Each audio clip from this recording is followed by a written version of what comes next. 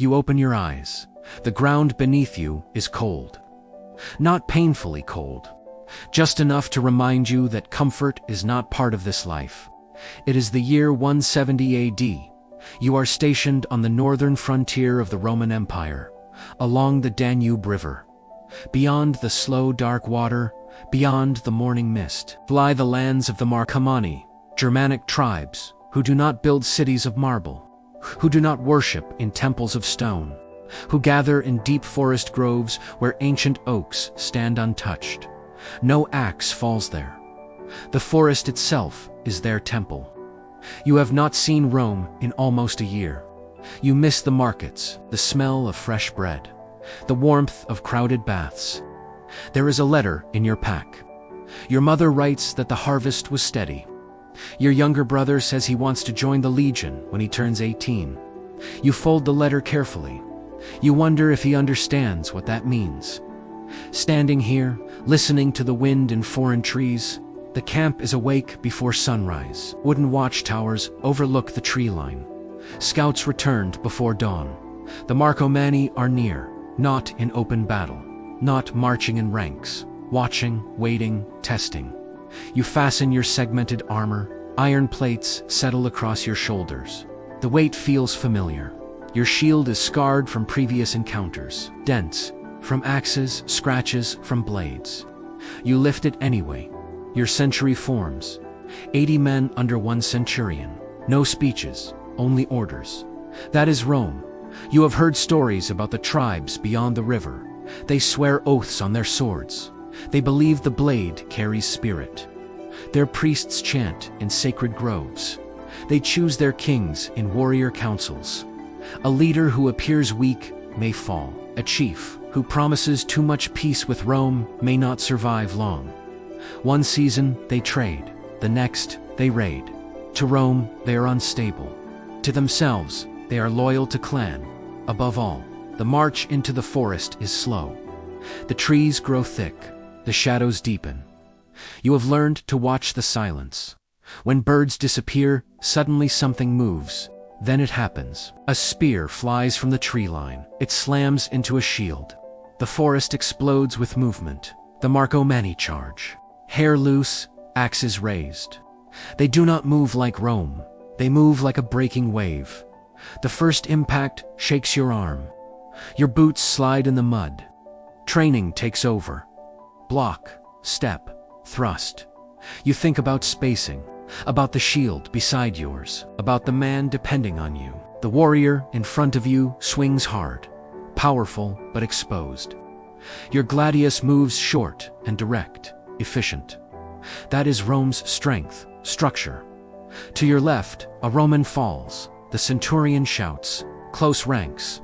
The gap disappears instantly. Individuals fall. The wall remains. The ambush begins to break. But confusion spreads toward the rear. A supply patrol was too far from formation. Smoke rises, shouting. You try to regroup. But in the chaos, one of your men, Gaius, is dragged into the trees. You hear him once, then nothing. The forest swallows sound quickly. Night approaches. The centurion does not pursue.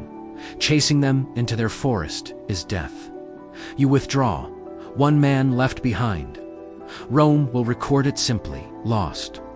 Days later, scouts report smoke deeper in the woods. Not from a settlement, from a grove. You move quietly, watching from cover.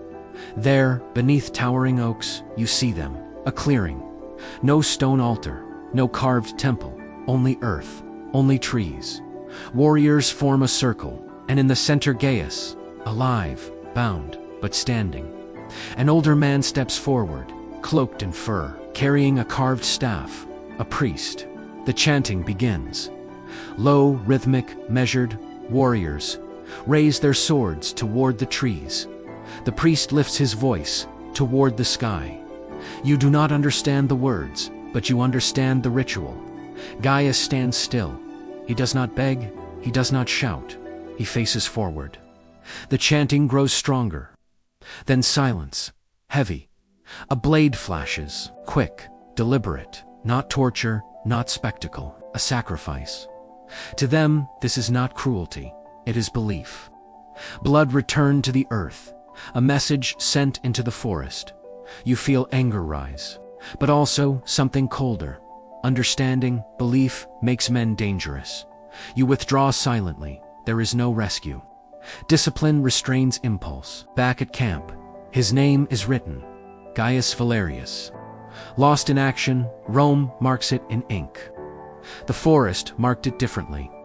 Weeks pass, skirmishes continue. You learn more about them. They build hill forts woven into the land. They want Roman goods, wine, iron, coins, but not Roman rule. To them, you are the invader. To Rome, you are the shield. Perspective depends on which side of the river you stand. That evening, you sit by the fire.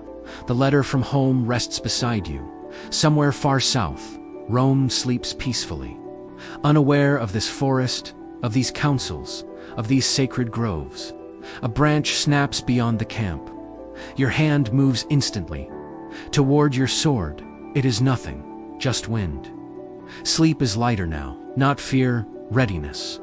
The fire burns lower, voices fade. The Danube moves quietly in the dark. The day is over. You remove your armor slowly. Set your shield beside you. Lay your sword within reach. You lie down on the same hard earth you woke up on.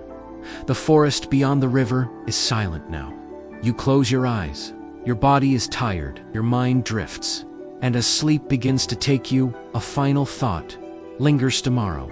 Will you wake here again, on the Danube frontier, facing the Marcomanni? Or will you open your eyes somewhere else, in another land, another time, another story?